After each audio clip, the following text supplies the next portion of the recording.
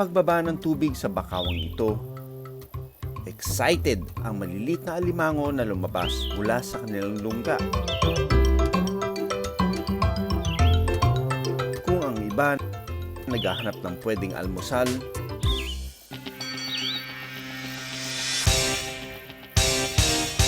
ang dalawang kimpi o fiddler crabs na ito nagsisimulang ng makipagbunong braso.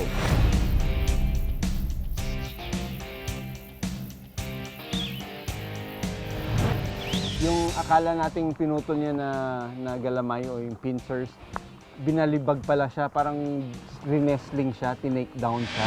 Sa huli, sumuko na ang mas maliit na fiddler crab at agad nang pumasok sa butas. Pero hindi lang sa palakasan nanalo ang mas malalaking kimpi dahil balak din niyang kunin ang lungga ng kanyang kalaban. Ito ang kanyang premyo sa pagkapanalo.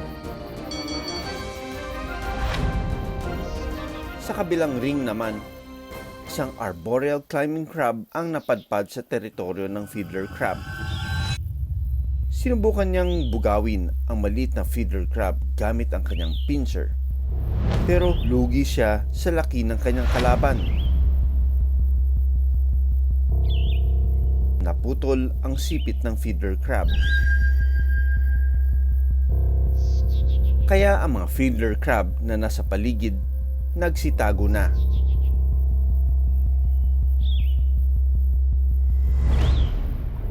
Sa bakawang ito, nakatira ang isa sa pinakamalaking uri ng alimango. Tinatawag silang mud crab. Sa laki ng kanyang mga sipit, siguradong knockout agad ang kalaban sa unang round pa lang. Come on, come on. Oh my God, lumalaban. Lumalaban siya. Oh. Alright, I got ya. Wala ring magkakamali na hawakan siya dahil kaya niyang sipitin ang ating daliri.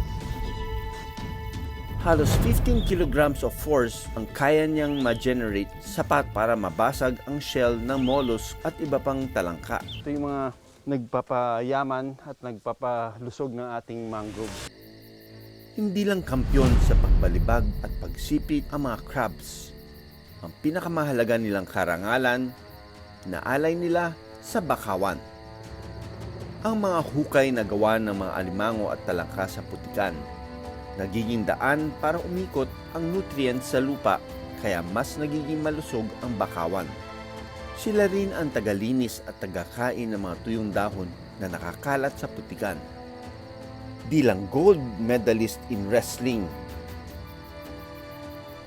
bioindicator din sila ng clean environment.